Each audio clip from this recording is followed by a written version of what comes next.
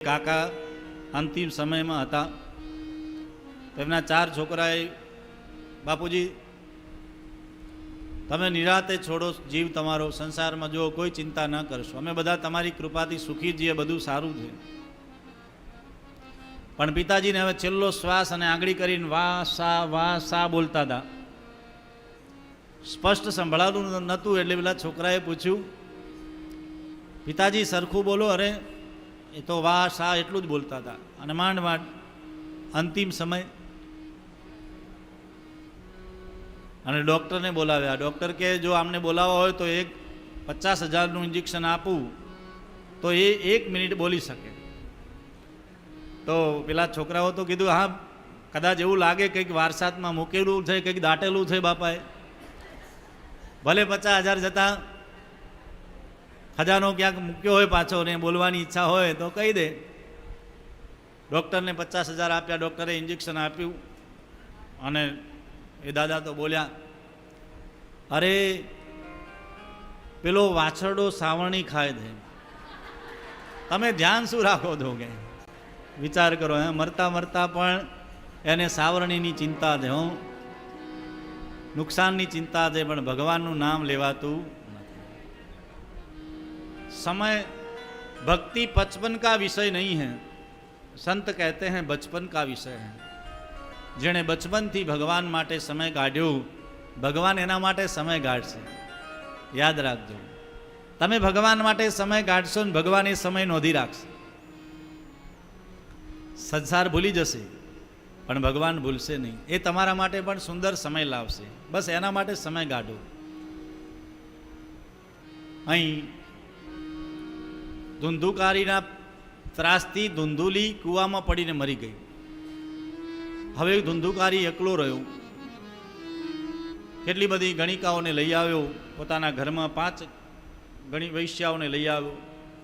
એક દિવસ તો રાજાના ખજાનામાંથી મોટી ધાડ પાડી ઘણું બધું ચોરી કરી ધન લાવ્યો. રાજાને થયું, અરે પેલી ગણિકાઓને થયું, રાજા પાસેથી આટલું, રાજાને જો ખજાનામાંથી ચોરીને લાવ્યો ધન તો નક્કી એક દિવસ પકડાઈ જશે. જો આ પકડાશે તો ધન જશે ને આપણને પણ સજા થશે. આ બધી સ્ત્રીઓએ શું કર્યું? ધુંધુકારી રાત્રે સૂતો હતો ને એનું ગળું દબાવીને એને મારવા લાગી. અને આજે ઘણીવાર આપણે સમાચારમાં જોઈએ છે કેવી કેવી ઘટનાઓ બને છે. ગળું દબાવી મારવા લાગી. પેલા ધુંધુકારીનો પ્રાણ જતો નહોતો તો ગળામાં મોઢામાં અંગારા ભદ્રાવ્યા અને છેલ્લે ધુંધુકારીનો જીવ છૂટ્યો. બહુ પીડાયો. પેલી 5 ગણિકાઓ ધન લઈને જતી રહી.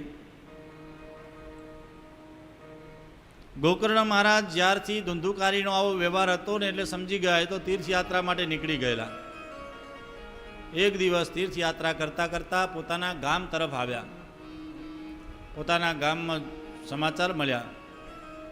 ઘર સાફ સફાઈ કરી રાત્રે સૂતા હતા. અચાનક જોયું તો સામે કોઈ પ્રેત જેવું હતું. થોડી વાર પાડો બને, થોડી વાર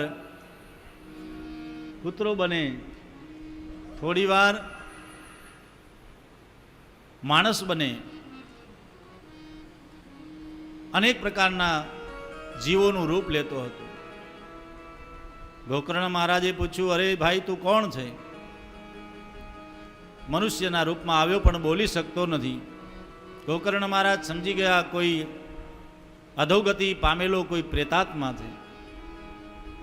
ગોકર્ણ મહારાજે કમંડલમાંથી જલ લઈ છાંટ્યું. એની વાચા ફૂટી.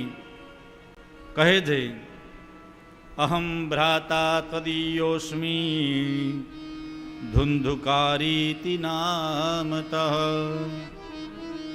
સ્વકીયેનેવ દોષેણ બ્રહ્મત્વં નાસિતં મયા. હે ગોકર્ણ મહારાજ, હું તમારો નાનો ભાઈ છું. મારા પોતાના દોષોને લઈ આજે હું પ્રેત યોનિને પામ્યો છું. ભાઈ મને મુક્ત કરો, મને આ પ્રેત યોનિમાં બહુ પીડા થાય છે. આજીજી કરે છે.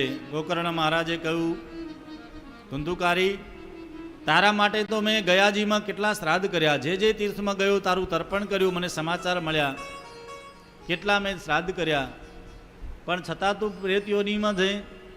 ધુંધુકારી કહે છે, ભાઈ ગયા શ્રાદ્ધ સતેના પીર મુક્તિર્મે ન ભવિષ્યતિ. ભાઈ એકવાર ગયાજીમાં શાસ્ત્રનો નિયમ છે, એકવાર ગયાજીમાં તમે શ્રાદ્ધ કરો તો એનું સદગતિ ચોક્કસ થાય છે. અહીં કહે છે કે મારી એક નહીં 100 વાર તમે ગયાજીમાં શ્રાદ્ધ કરો તો પણ મારી મુક્તિ થશે. અચ્છા, તો કેમ? તો શું શાસ્ત્ર ખોટું?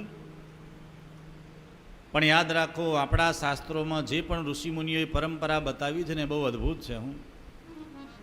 એમાં એટલું રિસર્ચ કરેલું છે, એટલી તપસ્યા અને સાધના કરેલી છે, અને આપણને એ ઋષિઓએ બતાવ્યું છે કે આ કરવાથી જેમ વિજ્ઞાનમાં સંશોધન થાય કે તમે આ ગોળી લો તો તમને માથું દુખતું હોય તો માથું મટી જાય, ઢીંચણ દુખતું મટે, કમર દુખતી મટે.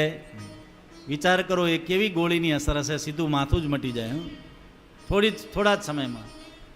આ વિજ્ઞાનનો પ્રભાવ છે, એ ઋષિમુનિઓની વૈજ્ઞાનિકોની મહેનતનો પ્રભાવ છે.